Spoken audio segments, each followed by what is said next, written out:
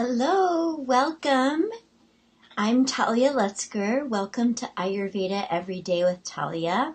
And I'm very excited about today's live because this was a special request from one of our Ayurveda Everyday tribe members. Kelly had a question about bone health. She's had a couple of replaced, I want to say knees or hips, I'm forgetting at this moment. But anyway, she's had some bone replacements and she really wanted to get some clarity on, she got new hips at age 55. Here, I found what I was looking for. And she really wants to find out what that means to be nourishing her bones at every meal. How do we nourish our bones in kind of a broad, everyday way, especially when your bone health has been compromised. So a couple things I want to say before I jump in to, I've got some really cool notes for today, is there are 7 dhatus, Dhatus, or tissues in the body. And they flow from one to the other, meaning they feed, the first one feeds all the way through to the last one.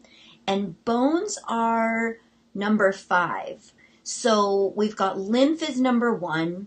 And whatever we eat, whatever we digest, we are automatically feeding lymph.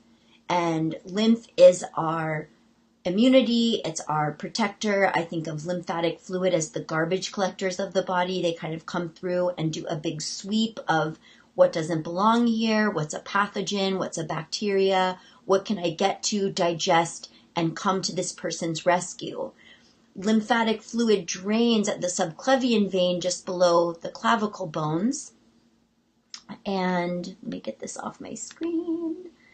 And goes into the bloodstream. So lymph feeds blood. Blood feeds muscle. Muscle really breaks down but affects skin, fat tissue, adipose tissue. And then we go into bones, then nerves, then reproductive. So that's the cycle of the dhatus feeding into each other. And I think it's important to note that bone health is one of those deeper layers because it means that it doesn't happen overnight. It requires persistence, consistency, and what I like to call going the distance. It's something saying it that way comes from my teacher, Deanna Batdorf. I wish I had printed this out, but even when you've got your lymphatic fluid is affected and you've got swollen lymph nodes up here, it takes a minimum of 12 hours of rest for that lymphatic system to kind of renew and recover and give you a reboost, right? Because bones are 5 in, I want to say it's more like 30 days that you want to be like really consistent. I think that's a good estimate. I don't remember the exact number. I can find out and add it to this video description or put it in the comments when I locate it. But the deeper in the tissue is, the longer you need to be consistent with the proper practices to strengthen, heal, or cleanse or nourish that particular tissue.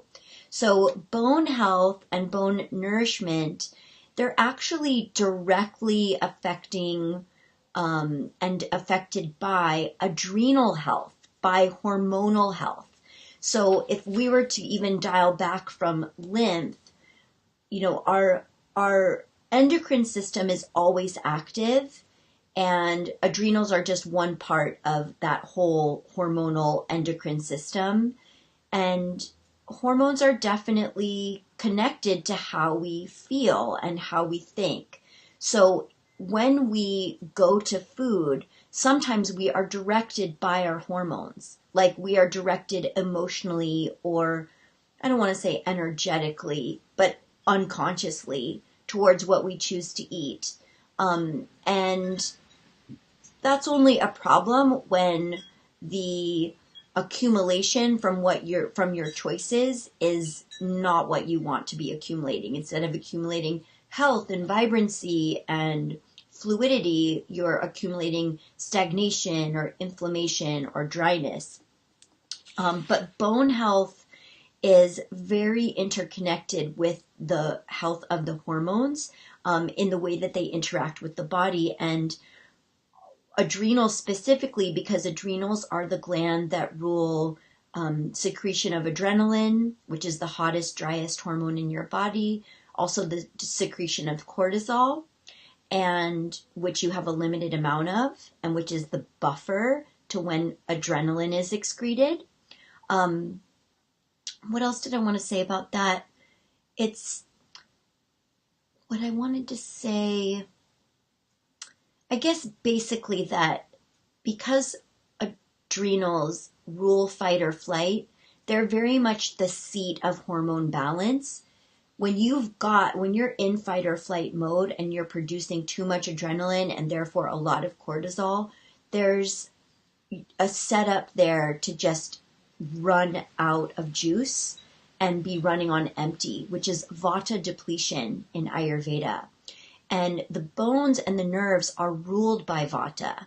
So if you're in a depleted state, there's really no way that your bones can regenerate and be in an anabolic state, which is where your body is building or repairing tissue.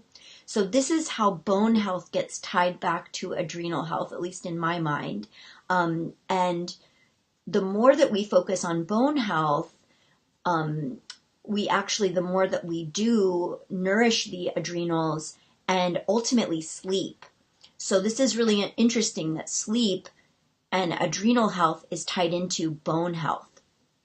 So let's talk about what it means to nourish your adrenals. There's a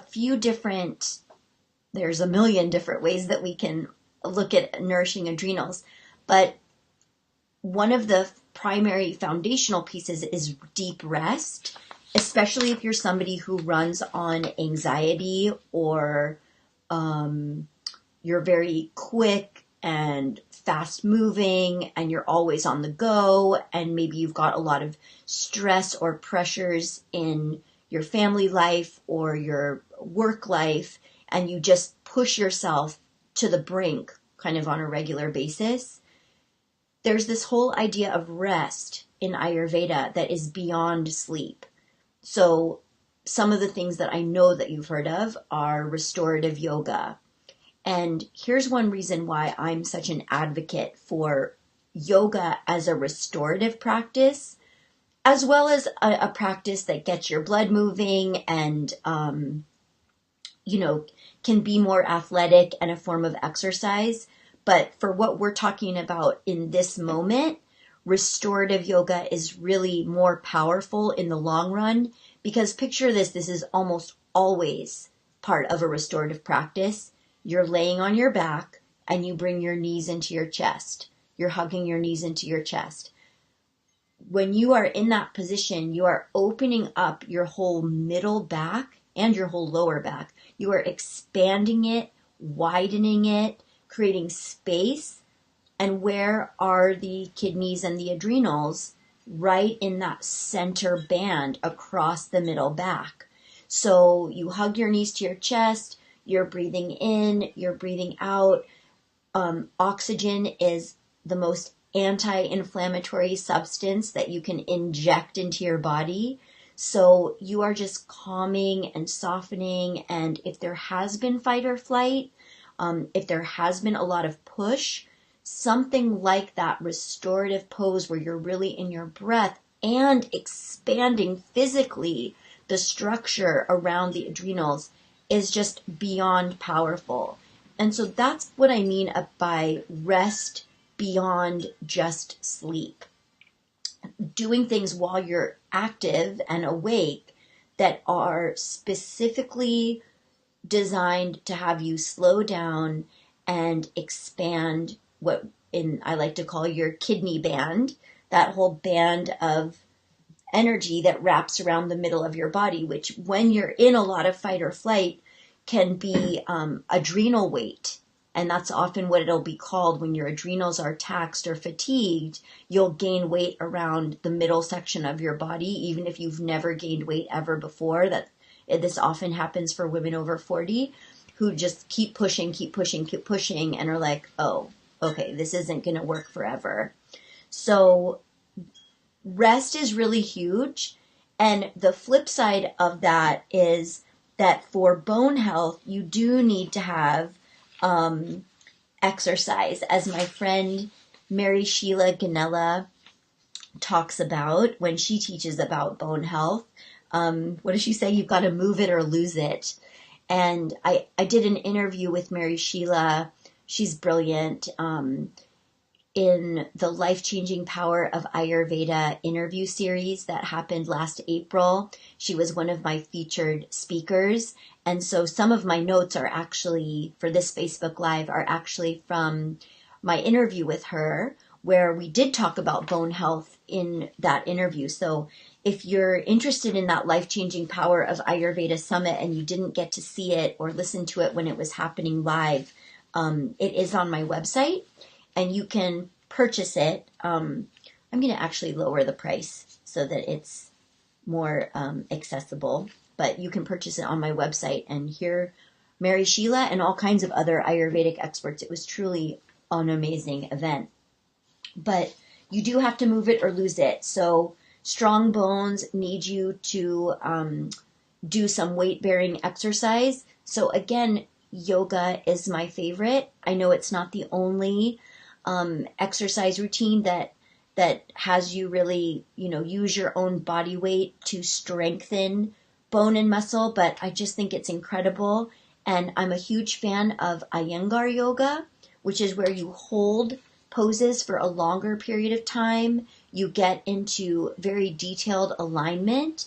And because you hold the pose for a long time, thinking about alignment, there's more of an opportunity to really open the places that need to be opened and tonify the areas of your body that are weaker or looser. And Iyengar yoga teachers, as a general rule, are very much paying attention to detail. So they can really help you identify where in your own body, you need to tonify more and where you need to let go more. I'm also, myself, I'm not a certified Iyengar teacher, but I'm obsessed with it and have studied it all over the world.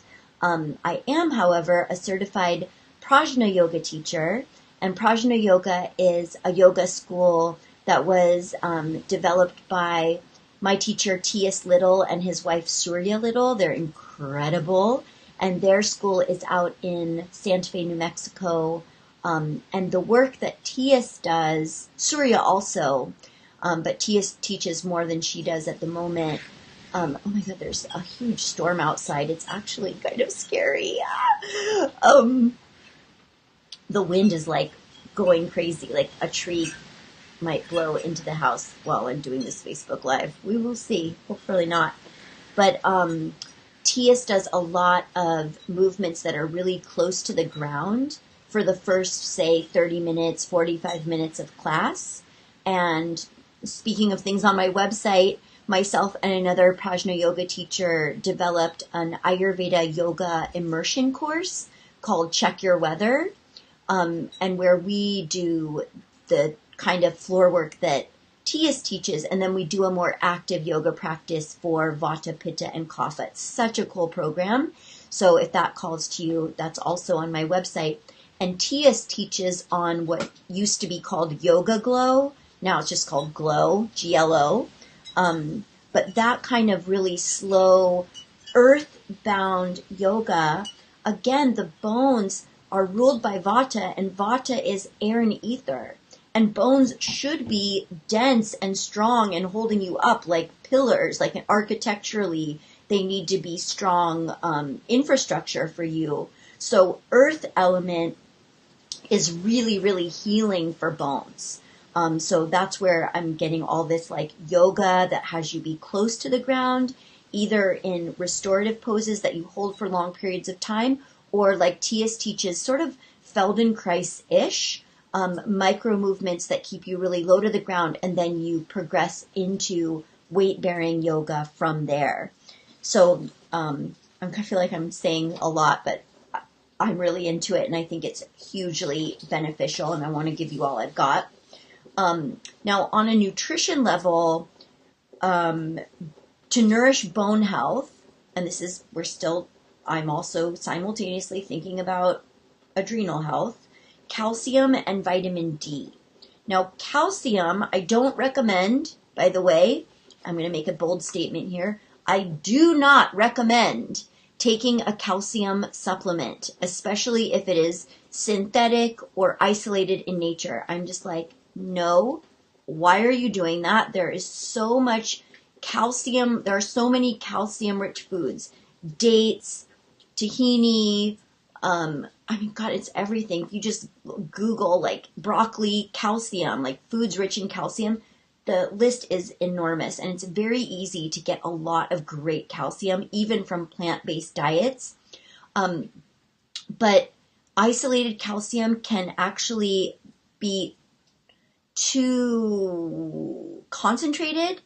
And one of the problems that happens for people with bone issue is calcification. So, right, the bones can be like weak in certain areas and then overly calcified in others. So I really recommend using food, and that can be superfoods as well as food. So one of my favorite things for bone health is Vitamineral Green. It's a green superfood blend that is made from seaweeds, amazing source of calcium, all kinds of green superfoods, including spirulina, chlorella, moringa leaf, holy basil, which is also called tulsi. It's got amla berry, it has vitamin C. So it's also very rich in magnesium, and magnesium converts vitamin D into its active form so that it supports calcium absorption and uptake. So first it's finding food-based calcium, adding some sort of magnesium to the picture, and magnesium and calcium are together a lot, like in coconut juice. Any electrolyte balancing food or drink is calcium and magnesium. Vitamineral Green is amazing, and it substitutes as a multivitamin, but it's, in my opinion, much more absorbable and assimilable than a regular multivitamin pill or capsule.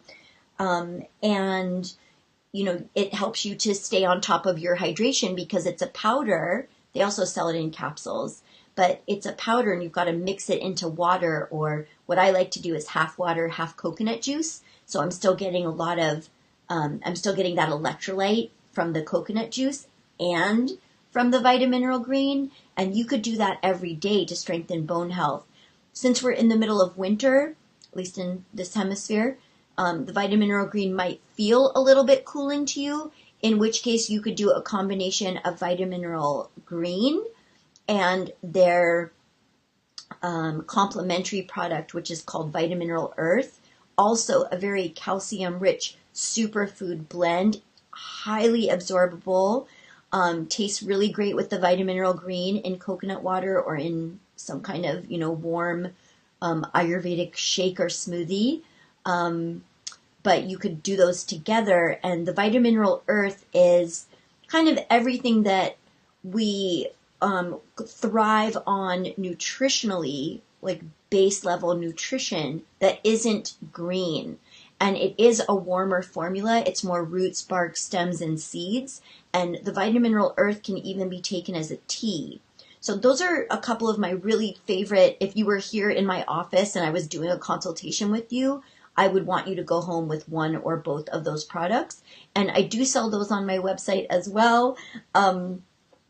Just FYI. Let's see. And then vitamin D, I really like liquid vitamin D. I find, and from interviewing a lot of people about it, other nutritionists, my conclusion is that liquid vitamin D seems to be the most directly absorbable. And that's what you want when you're taking any kind of nutritional supplement, is the one that is just the most absorbable, requiring the least amount of energy from your digestive tract to incorporate it. So liquid vitamin D, I usually buy my local health food store, they private label one. That's probably Source Naturals. Yes, vitamin D3 is what I'm talking about. Thanks. And I'll buy the 2,000 IUs or the 5,000 IUs. The higher the number of IUs per drop, the less you need to use. I find that mine lasts me forever, the 2,000 IUs, and I just, and vitamin D is fat soluble. So you don't even have to take it every day. You could take like a really great dose a couple times a week and it will last all week long.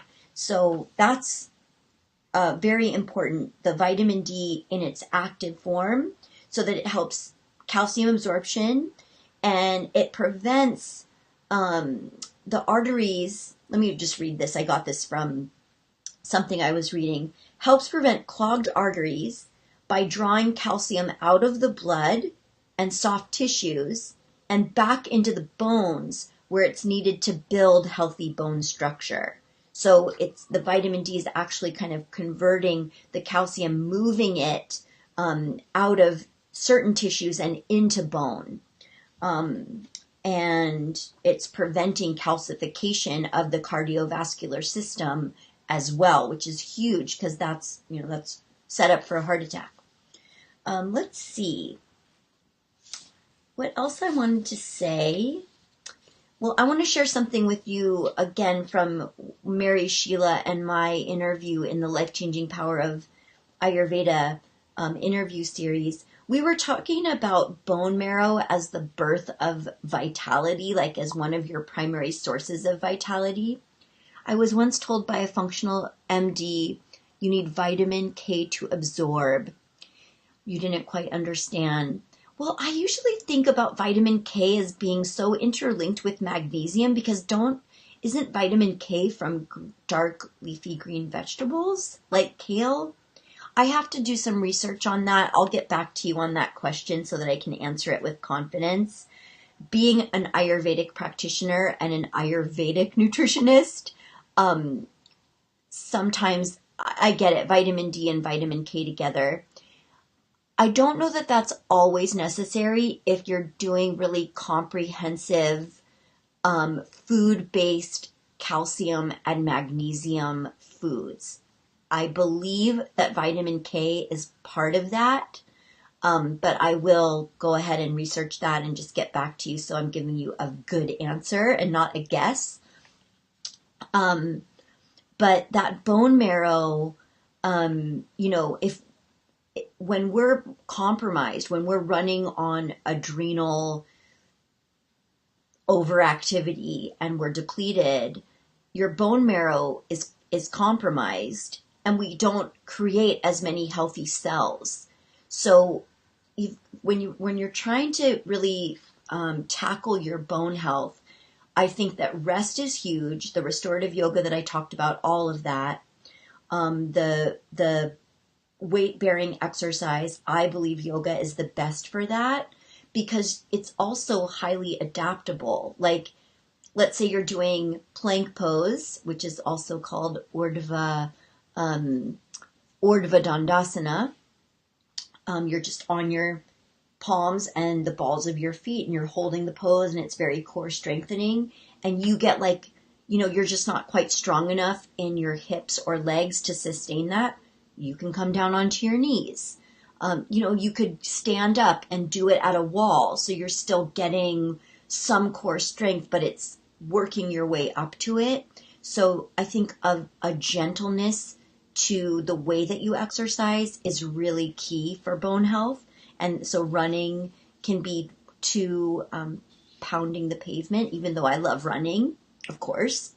But But anyway, let me get into just a few things. And Mary Sheila broke this down in our interview. She goes into way more details about it than I will.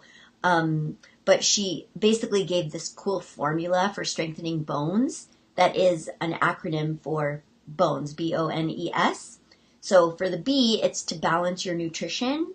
And when we were talking about, it's basically like get your nutrition in order. Like if you're eating a lot of food on the go, if you're getting food from the restaurant a lot, like back up a little bit. To me, this has to do with rest. Back up a little bit and find, am I still recording? Yes. Okay, good. Find a way to create more time and space in your life for creating really good, healthy food. And I'm going to go ahead and post a couple recipes in the Ayurveda Everyday with Talia Facebook group that goes with this Nourishing Bones. I've got a great recipe for basic chicken bone broth. You know, if you, like bones from an animal nourish your bones. It's pretty straightforward. And if you're vegan, I have an amazing recipe for vegans that's called vegan bone broth. It's not really has bones in it at all, but it's got a lot of seaweed, potassium, calcium, magnesium, rich vegetables, and it tastes amazing. So I'll post both of those recipes in there. So if you're catching this video on YouTube or somewhere else and you want those recipes, you are welcome to join Ayurveda Everyday with Talia. It's a totally free Facebook community, and it's really an amazing group of humans. So you're welcome to be there. But soup is so nutritive. It's so grounding and soothing. It's, it's basically pre-digested, easy to assimilate nourishment. So soup, especially when, you really let you do some of your own homework. You research like calcium-rich foods and you focus on soups that have a lot of those calcium-rich foods in them. A+. The O in bones stands for optimal hormone balance. So Mary Sheila is brilliant in teaching about blood sugar balance, and the name of her website is Occidental Nutrition, and she's got, I think it's still her freebie, you'll have to check, but she's got this freebie that's called the Breakfast Report, and it's all about how to use breakfast as a tool to balance your blood sugar all day, and also why when you eat a breakfast that isn't stabilizing for your hormones, it can throw you off all day and throw off your blood sugar and have you, not feel well or be heavier than you want to be and all of that. I recommend downloading her freebie. She's so great. But her basic advice is eat a breakfast that is rich in protein, fat, and fiber. So, one of my favorite ones is a couple of poached eggs. There's my protein, and I'm not overcooking the eggs because I'm just poaching them. So I'm getting lots of lecithin and kind of wet, warm, bone-nourishing energy from that. Some dark leafy greens, steamed, so I get a bunch of magnesium. There's calcium in the eggs as well. And then I love to do like sprouted grain toast, or I like Mana bread. It's a brand, Mana bread, or really beautifully cooked brown rice or quinoa. Like I'll cook it with some bone broth and a bunch of ghee and some olive oil, and maybe I'll even pour some hemp seeds or almonds on top of that rice. And that's like an amazing protein, fat, fiber rich breakfast. The N for bones is naturally lower inflammation. So, 9 out of 10 holistic healthcare practitioners agree. Probably 10 out of 10 that most disease has its cause, its source in inflammation. And, wherever there's sensitivity or, weakness, it's also a breeding ground for inflammation to enter and amplify, and you don't want inflammation in your bones. So having a plan for how you reduce inflammation is huge. And in my opinion, the absolute best way to do it is to once or twice a year or more get yourself into an Ayurvedic cleanse program like the RAD cleanse, which is coming up in April, and do an anti-inflammatory flush of your body for at least 3 or 4 weeks, or sorry, 2 to 3 weeks. That's enough time. And get your body reset. So spring and fall are really, really powerful times of year to cleanse. I especially love the spring cleanse. I mean, I think everybody should spring cleanse every single year without fail. That's my dream for the planet. So, make a little note to yourself to sign up for the RAD cleanse, which stands for Radiance Ayurveda Detox, when it comes in April. The E in bones is for exercise, and I already gave you my take on that. And the S in bones is for self-care, that, it's not just about food. It's really about navigating all of the choices that you're making. Are you getting enough rest? Do you have a work-life balance? If you don't, what steps are you taking to create it so that you do have it? And really being consistent with your self-care. And in the winter time, especially, although all year this is important, moving your lymph. You start from the basics. Remember, in the beginning of this video, I talked about lymphatic health as being the root of the 7 dhatus. So really getting into your lymph. And I love to do that with either salt scrubs, fascia blasters, or gua shas. And last week I did a really thorough video about how to use a gua sha and the benefit of a gua sha. If you're not familiar with what that is, it's a Chinese medicine tool, although we use it in Ayurveda as well, that they're stone or wood. Sometimes you can find them made out of bone, but they literally, you use the edge of them to open up the meridians of your body, to move lymph and blood, to improve circulation, to get lactic acid out of your muscle bed, to reduce any calcification or toxicity that's caught in your blood or any of your tissues, because that's always going to lead ultimately to bone health. So you start from the basics: digestion, hydration, which includes rest, exercise and self-care, which includes lymphatic health, and that's my advice. I have so much more to say about this, but I'm going to leave it here because we've gone about a little over 30 minutes, and I already taught this morning for 2 hours to Ayurveda Starter School. So I'm going to leave that for now, and we can continue this conversation in Ayurveda Every Day with Talia. So thank you so much for being here. Thank you so much for watching and being part of this tribe. I appreciate you, and happy Valentine's Day.